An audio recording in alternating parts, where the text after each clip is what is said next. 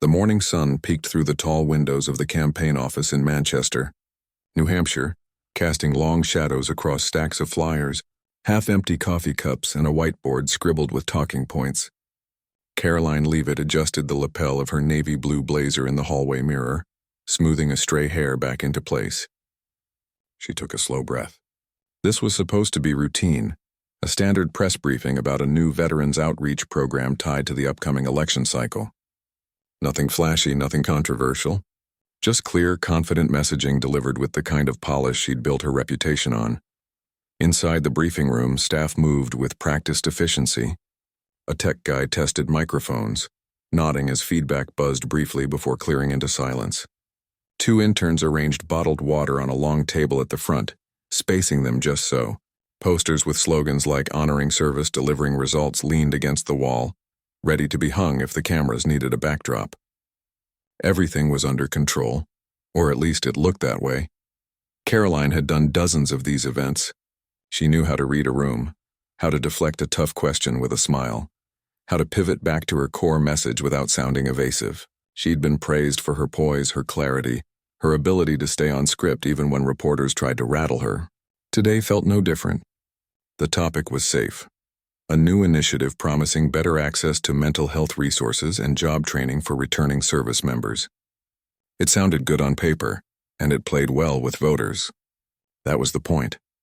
She glanced at her notes one last time, bullet points printed on crisp white paper, each phrase vetted by legal and communications teams.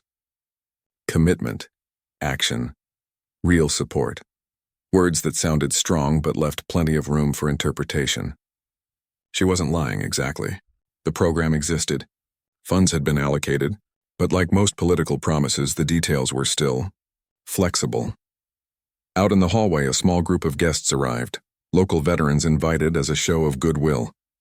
They were led in by a campaign volunteer who handed them name tags and directed them to seats near the back. Most were quiet, dressed in casual clothes, some in service caps or jackets bearing faded unit patches. They didn't chatter or take selfies like the reporters did. They just sat, watching, waiting.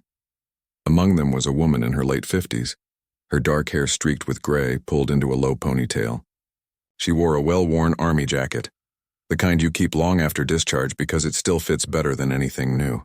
Her posture was straight but not stiff, like someone used to standing at attention but no longer required to.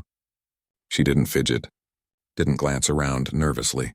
She simply observed, eyes calm but sharp, taking in the room like she was measuring its sincerity. Karoline noticed her only in passing, a nod, a polite smile, but didn't think much of it. Veterans were often invited to these things. Their presence lent authenticity, even if they rarely spoke up. Most were grateful for the attention, happy just to be seen. That's what Karoline assumed anyway. At 10:03 a.m., she stepped to the podium. The room quieted. Cameras clicked. She began with a warm thank you to the press, to the campaign team, and of course to the brave men and women who'd served. Her voice was steady, confident, practiced. She spoke about the new initiative as if it were already changing lives. Faster access to counseling, partnerships with local employers, a dedicated hotline staffed by fellow veterans. It sounded real. It sounded caring, and for a few minutes it worked. Reporters scribbled notes. A local TV cameraman zoomed in on her face.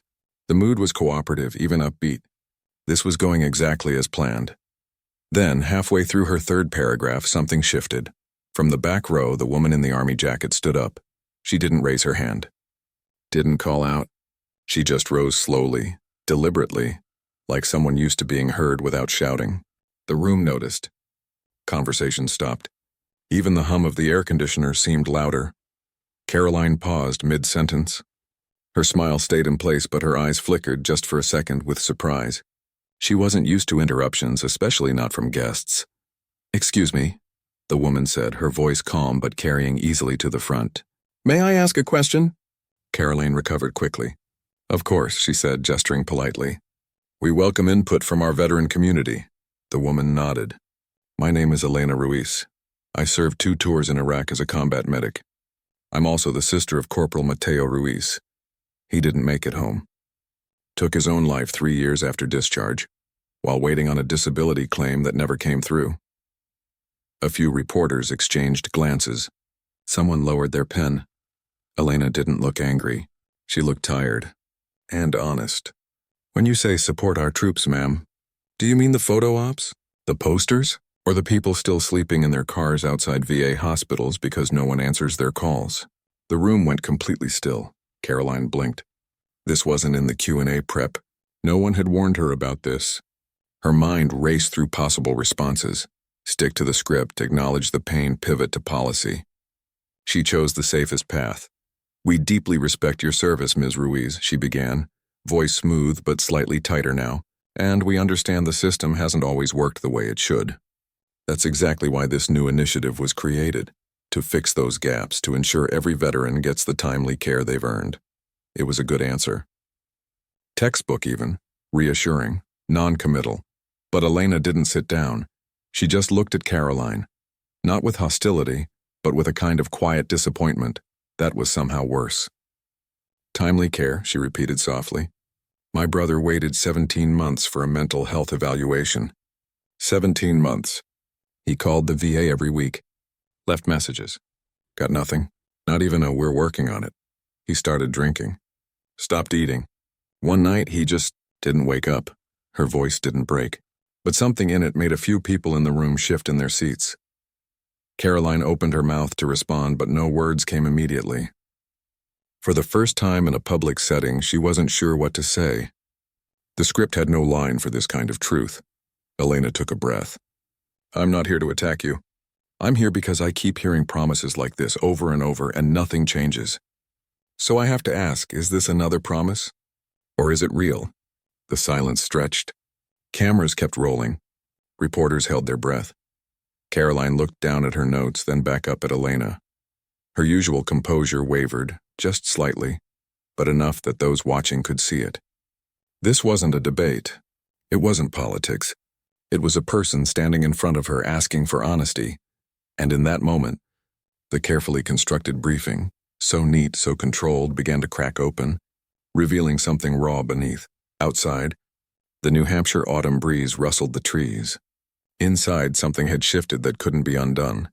Karoline Leavitt had walked into the room expecting a routine event. But she was about to leave it changed, whether she realized it yet or not. The room stayed quiet long enough for the hum of the overhead lights to become noticeable.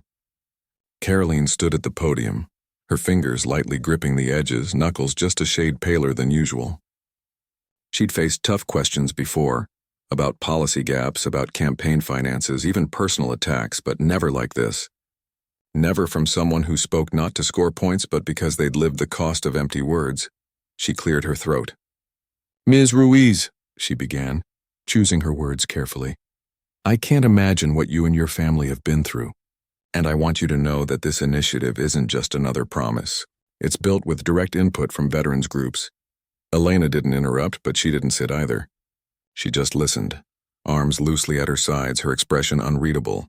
That quiet presence was more unsettling than any outburst could have been. Karoline pressed on, trying to regain the rhythm of the briefing. We're allocating new funding specifically for mental health triage, reducing wait times and... Ma'am, Elena said gently, cutting through the rehearsed language. Funding sounds good on paper, but who's answering the phone when a veteran calls at 2 a.m., shaking, can't sleep, thinking it's all over? Is it a trained counselor? Or a temp worker reading from a script? A few reporters exchanged glances. One lowered his camera slightly as if sensing this wasn't just another soundbite. It was something deeper. Karoline hesitated. The answer she wanted to give, yes, absolutely, we're hiring qualified staff, felt flimsy even to her. Because the truth was the program was still in its early stages. Contracts hadn't been signed. Staff hadn't been hired. The direct input she mentioned had come from 2 Zoom calls with advocacy groups months ago. It wasn't nothing. But it wasn't enough, she swallowed. We're working to ensure every call is handled by someone who understands military experience, she said. Softer now. Someone who gets it, Elena nodded slowly. I hope so. Because getting it isn't about wearing a flag pin or saying, thank you for your service at a rally. It's about showing up when it's hard, when no cameras are rolling. She turned slightly to address the room, not just Karoline. I've met dozens of politicians over the years. They all say the right things. They shake our hands, pose for photos, and disappear. Meanwhile, my neighbor, a Marine who lost both legs in Kandahar, got his wheelchair ramp denied because of a paperwork error. Took 6 months to fix. 6 months he couldn't leave his house. Her voice didn't rise. It didn't need to. The weight of her words filled the space like smoke. Quiet, but impossible to ignore. One of the younger reporters raised a hand. Ms. Ruiz, do you believe this new program could actually help people like your neighbor? Elena looked at him for a long moment. I want to, she said honestly. But hope doesn't pay bills. Hope doesn't refill prescriptions. Hope doesn't stop someone from putting a gun in their mouth because they feel forgotten.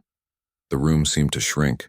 Even the campaign staffer by the door who'd been checking his phone looked up, stunned. Karoline felt a knot form in her chest. This wasn't supposed to happen. She was here to deliver a message, not confront a reality she'd only read about in briefings. But Elena wasn't an abstract statistic. She was standing right there, real, grieving, and utterly unimpressed by polished speeches. I hear you, Karoline said, and for the first time, it didn't sound like a political phrase. It sounded like a person speaking to another person. And you're right, words aren't enough. They never have been. A murmur rippled through the room. Reporters leaned forward. This wasn't the script. This was something else. Elena studied her for a beat as if deciding whether those words meant anything. Then quietly she said, then prove it. She finally sat down. Not dramatically. Not with a huff. Just lowered herself into her chair like someone who'd said all she needed to say. The briefing didn't resume the way it had before. The energy had changed. Karoline tried to finish her remarks, but her voice lacked its earlier confidence. She summarized the initiative's goals quickly, thanked everyone for coming, and opened the floor for a few more questions. But the reporters' inquiries were softer now, more thoughtful. One asked about oversight mechanisms. Another wanted to know how veterans could give direct feedback once the program launched. Karoline answered as best she could, but her mind kept circling back to Elena's words. Is this another promise? Or is it real? When the event ended, most of the press lingered, chatting in low voices. A few approached Elena not for a quote, but just to talk. One older journalist, his notepad closed, simply said, "Thank you for speaking up." Elena nodded, her eyes tired but kind. Karoline stayed at the podium, gathering her notes with slightly unsteady hands. Her campaign manager approached, smiling tightly. "You handled that well," he whispered. "Stay on message tomorrow. We'll spin this as responsive leadership." She didn't answer right away. She watched as Elena stood to leave, pausing to help another veteran, a man with a cane, navigate the step down from the platform. There was no performance in it, just care. Later that afternoon, back in her office, Karoline scrolled through early news alerts. Headlines were already forming. Veteran challenges spokesperson at NH briefing. Emotional exchange highlights VA gaps. But the clips going viral weren't the ones of her talking. They were the 45 seconds of Elena speaking, calm and clear-eyed about her brother. By evening, her phone buzzed with messages, from advisors, from donors, even from her mother. Most offered reassurance or strategy. But one text stood out. It was from an old college friend who now worked at a veterans nonprofit. That woman today, Elena Ruiz, she's the real deal. If you're serious about this issue, talk to her. Not for optics. For truth. Karoline stared at the message for a long time. She thought about the posters on the wall, the talking points, the carefully crafted image she'd worked so hard to build.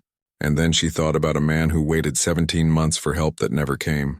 She didn't reply right away. But she didn't delete the message either. That night, instead of reviewing tomorrow's schedule, she pulled up VA wait time reports, read testimonials from veterans forums, and watched old congressional hearings on mental health care delays.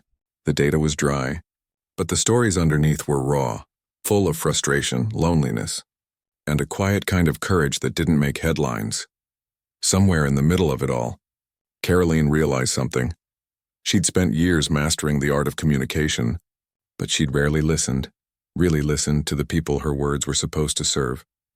And Elena Ruiz hadn't shouted. She hadn't accused. She'd simply asked a question that couldn't be dodged with a slogan. The press conference was over. But for Karoline, something had just begun. She didn't know where it would lead. Policy changes, public backlash, maybe even a shift in her own purpose. But one thing was certain. She wouldn't forget that moment. Not because it embarrassed her, but because, for the first time in a long while, she felt like she was standing in the real world. Not the one shaped by press releases and photo ops, but the one where people waited, hoped, and sometimes broke under the weight of being ignored. And in that world, words only mattered if they led to action. The video clip spread faster than anyone expected, not because it was loud or dramatic, but because it felt true. In a world full of rehearsed sound bites and staged moments, Elena's quiet question, "Is this another promise? Or is it real?" cut through the noise like a clean blade. By the next morning, it had been shared thousands of times. Not by partisan accounts or click-hungry pages, but by veterans, nurses, teachers, even small-town mayors. People weren't sharing it to attack anyone. They were sharing it because it echoed something they'd felt but couldn't quite say. Karoline woke to a flood of notifications. Her phone buzzed nonstop. News alerts, messages from colleagues, concerned calls from donors. One headline read, "Spokesperson stumbles as veteran calls out empty promises." Another, more sympathetic, "A moment of honesty in a world of scripts." She scrolled through them slowly, her coffee going cold on the nightstand. She didn't feel angry. She felt exposed. Not in a humiliating way, but in the way you feel when someone sees past your armor and names what's underneath. Her campaign team held an emergency strategy call before breakfast. Voices overlapped, urgent and clipped. "We need to control the narrative," one advisor said. "Release a statement reaffirming our commitment." Another suggested scheduling a photo op at a VA center within 48 hours. "Show we're listening," he insisted. Someone else floated the idea of inviting Elena to a private roundtable. Off the record, of course. Karoline listened, but her mind kept drifting back to the look in Elena's eyes.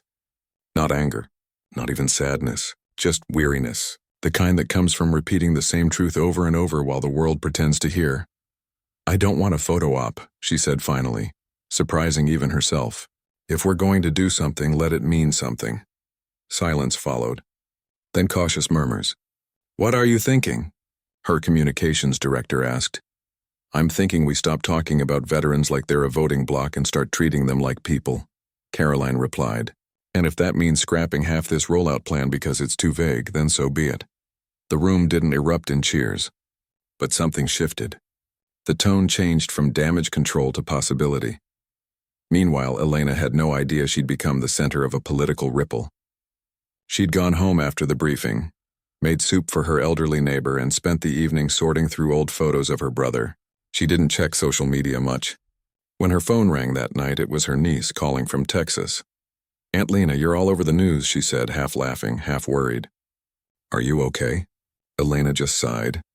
"I didn't do it for attention. I just got tired of watching good people fall through the cracks while everyone claps for saying the right things."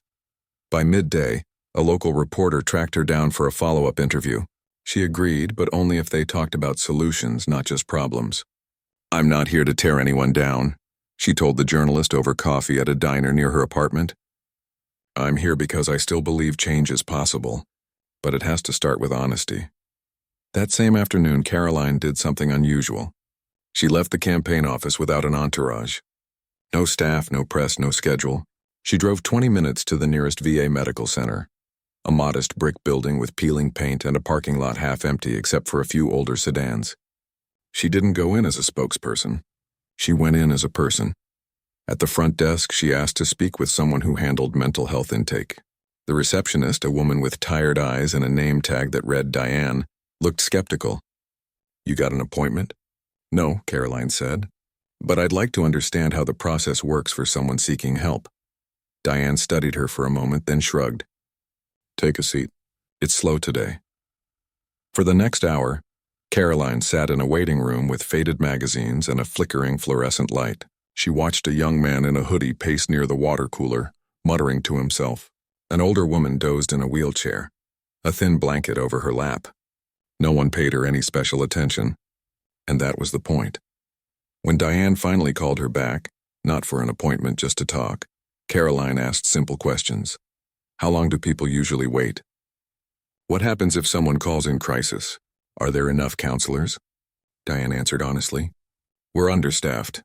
Always have been. Calls go to voicemail half the time. If someone's in real trouble, we do our best, but best isn't always enough. Karoline didn't take notes. She just listened. Later, walking back to her car, she felt a strange mix of shame and clarity. She'd spent months crafting messages about supporting veterans, but she'd never once stepped into the places where that support was supposed to happen. It was easier to talk about the issue from a podium than to sit in the uncomfortable silence of a waiting room where hope was running thin. That evening, she sent a short, unpolished email, not to her team, but directly to Elena. No subject line, no formal greeting. Just, thank you for speaking up. If you're willing, I'd like to talk. No cameras, no agenda. Just to listen. She didn't expect a reply. But 2 hours later, her phone buzzed. Tomorrow, 10 a.m., my kitchen. Bring coffee. Karoline smiled for the first time in days. The next morning, she arrived at a small house on the edge of town, its porch lined with potted plants and a faded American flag. Elena answered the door in jeans and a flannel shirt. No jacket this time. She didn't offer pleasantries. Just poured 2 mugs and sat at the table. For the first 20 minutes, they didn't talk policy. Elena spoke about her brother, his laugh, his love for old westerns, how he'd write letters home even when he was exhausted from patrols. Karoline listened, not as a spokesperson, but as someone trying to understand the human cost behind the statistics. Then Elena leaned forward.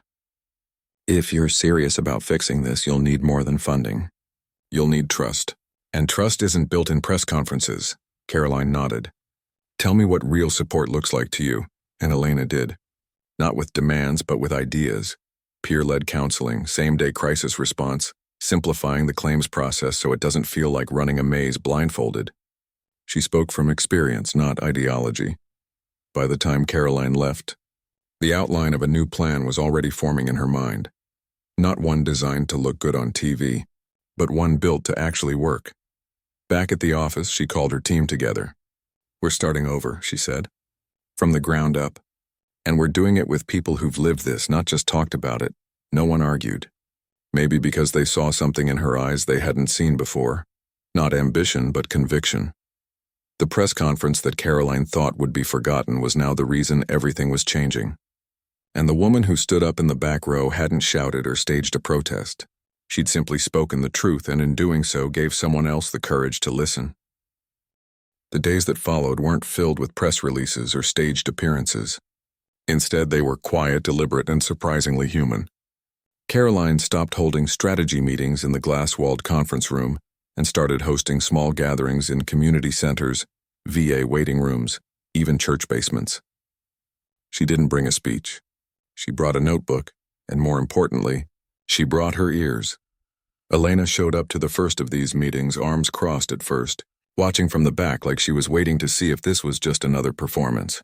But Karoline didn't take the floor right away. She let others speak. Veterans who'd waited months for prosthetics, spouses who'd navigated the VA system alone, former medics who'd come home only to feel invisible. Their stories weren't polished. They were messy, raw, and full of details no policy brief could capture. The sound of a phone ringing endlessly, the weight of a denial letter, the shame of asking for help when you were trained to be strong. Karoline listened. Really listened. And when she finally spoke, it wasn't to offer solutions. It was to ask him what would actually help. That simple question changed everything. Word spread, not through press alerts, but through word of mouth. A veteran in Concord told his buddy in Dover. A nurse at a VA clinic mentioned it to a patient. Soon, people started showing up not because they expected miracles, but because someone was finally asking them what they needed instead of telling them what they should want. Meanwhile, Elena kept her distance at first, showing up only when she felt like it, never staying long. But Karoline didn't push. She didn't try to win her over with flattery or promises. She just kept showing up herself, rain or shine. Early mornings or late evenings, sitting in folding chairs, drinking bad coffee and taking notes by hand. One evening, after a particularly emotional session where a former Marine broke down talking about losing his best friend to suicide, Elena lingered as others left. She walked over to where Karoline was stacking chairs. "You're not doing this for the cameras," she said, not as a question, but as an observation. Karoline looked up, tired but sincere. I used to think showing up was enough. Now I know it's just the start. Elena studied her for a long moment. Then quietly, my brother used to say the system wasn't broken, it was built that way. Too slow, too cold, too far from the people it's supposed to serve. I believe him, Karoline said. That night, for the first time, Elena stayed for the whole meeting. Back in the campaign office, not everyone was thrilled. Some advisors worried they were moving too slowly. We need momentum, one insisted. Voters forget fast. But Karoline had stopped thinking in election cycles. She was thinking in lifetimes. The lifetime it took to serve, the lifetime it took to heal, the lifetime it took to rebuild trust. She began working with Elena and a small group of veterans to draft a new version of the initiative, this time with real specifics. No vague promises about support or commitment. Instead, same-day mental health triage for crisis calls, a streamlined claims process with a 30-day response guarantee, and peer navigators, veterans helping other veterans cut through red tape. It wasn't perfect. Some ideas were too expensive. Others faced legal hurdles. But for the first time, the plan wasn't shaped by polling data. It was shaped by real conversations. Then came the unexpected part. People started reaching out to Elena. Not reporters. Not politicians. Just ordinary folks. Some veterans, some not, who'd seen the clip from the press conference or heard about the meetings. They sent letters, left voicemails, stopped her at the grocery store. "Thank you for saying what we couldn't," one woman wrote. "My husband came home from Afghanistan and spent 2 years trying to get help. No one listened until he couldn't take it anymore." Elena didn't know what to do with all that gratitude. She'd never wanted to be a symbol. She just wanted someone to listen. But now, in a strange way, she'd become a bridge between those who'd been ignored and those finally willing to hear. One afternoon, she sat at her kitchen table with Karoline, going over the latest draft of the proposal. Sunlight streamed through the window, catching dust motes in the air. They'd been at it for hours, debating wording, timelines, accountability measures. "You know," Elena said suddenly, "I used to think people like you didn't care, not because you're bad, but because the system rewards talking, not doing." Karoline looked up from her notes. "And now?" Elena gave a small, tired smile. "Now I think maybe you're learning." It wasn't praise, but it was something better, trust, slowly earned. The campaign team, sensing a shift, began adjusting their approach too. Instead of crafting slick ads, they recorded short videos of real veterans talking about what the new plan meant to them, not as endorsements, but as testimonials. They posted them without music, without filters, just voices speaking plainly into a phone camera. The response was overwhelming, not in clicks or shares, but in messages like, "This is the first time I've felt seen." Even skeptics started paying attention. A local radio host who'd mocked the original initiative invited Karoline on his show, not to debate, but to explain how the plan had changed. She didn't dodge hard questions. She admitted the first version had been too vague. "We got it wrong," she said, "but we're trying to get it right." That honesty surprised people. In a world where politicians doubled down or disappeared after missteps, owning a mistake felt radical. Then came the visit that changed everything for Karoline. She went to a VA housing facility on the outskirts of the city, a converted motel where homeless veterans stayed while waiting for permanent placement.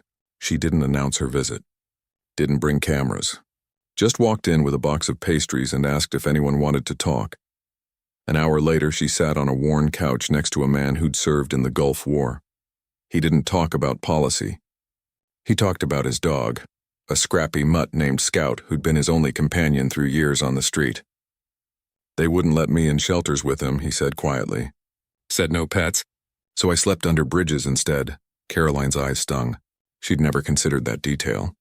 No one on her team had either. That night, she added a new line to the proposal. "Emergency housing for veterans must accommodate service animals and emotional support companions." It was a small change, but to someone like that man, it was everything. As the weeks passed, the story stopped being about a tense exchange at a press conference. It became about what happened after, about listening, adjusting, and showing up even when no one was watching. The media still covered it, but the tone had shifted. Headlines now read, "From confrontation to collaboration."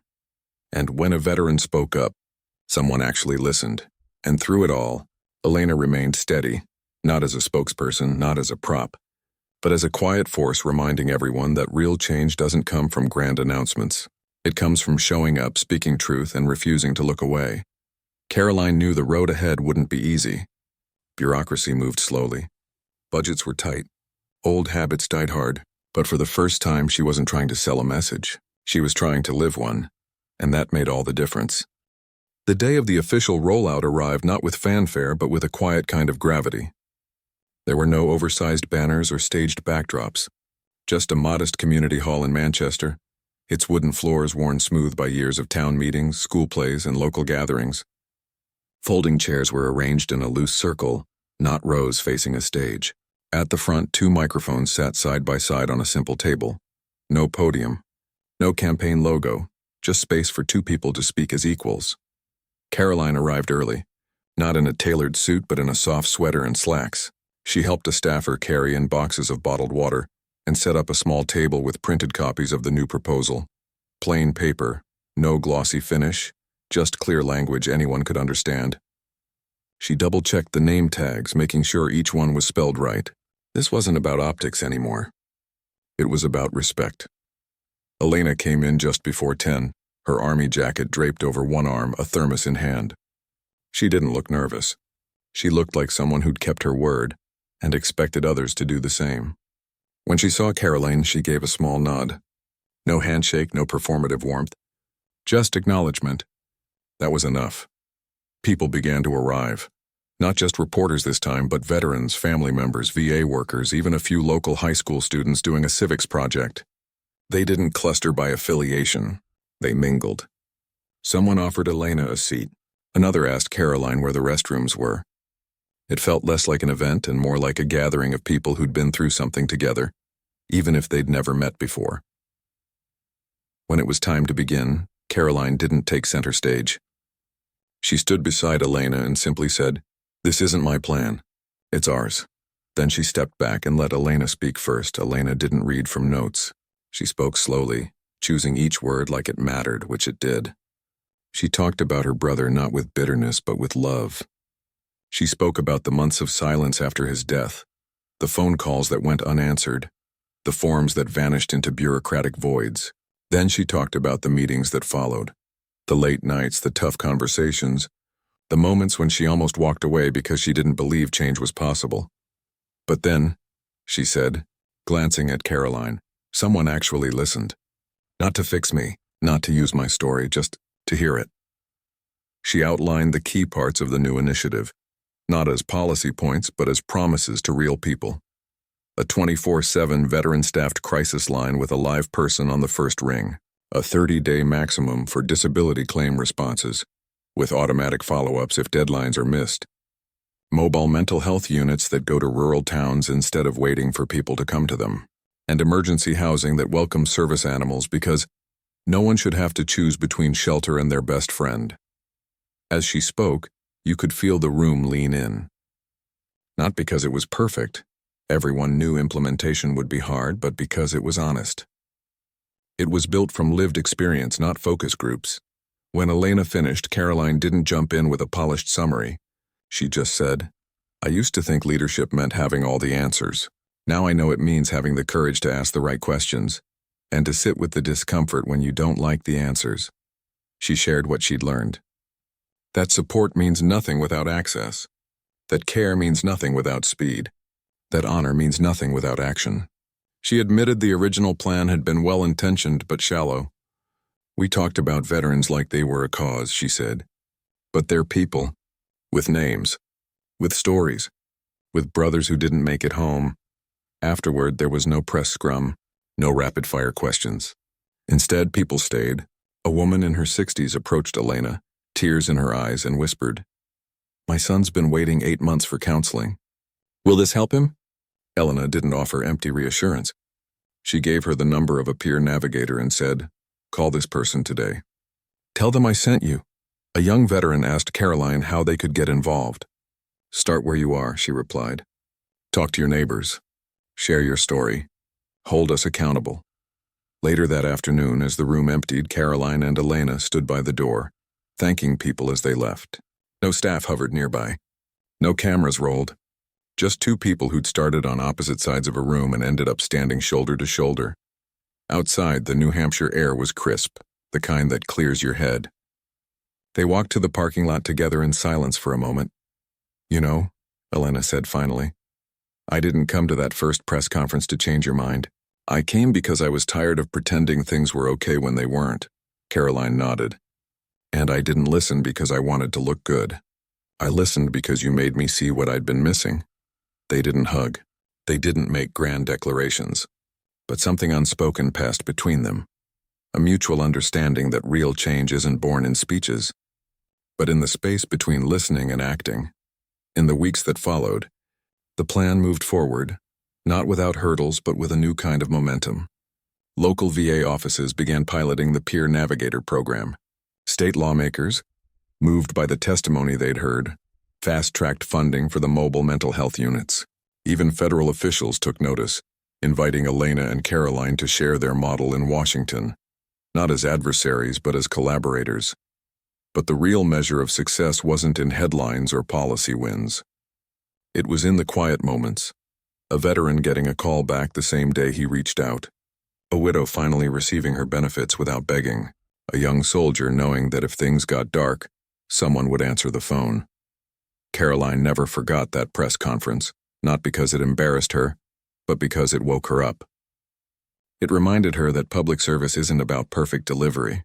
It's about showing up, staying humble, and letting real people shape the solutions. And Elena? She didn't become a celebrity. She went back to her quiet life, tending her garden, visiting her brother's grave, helping neighbors when she could. But now when she spoke, people listened. Not because she shouted, but because she'd proven that truth. Spoken gently and firmly can move mountains. Years later, if you asked either of them about that day, they wouldn't talk about politics or press strategies. They'd talk about the moment everything shifted, when a question asked in honesty met an answer given in humility.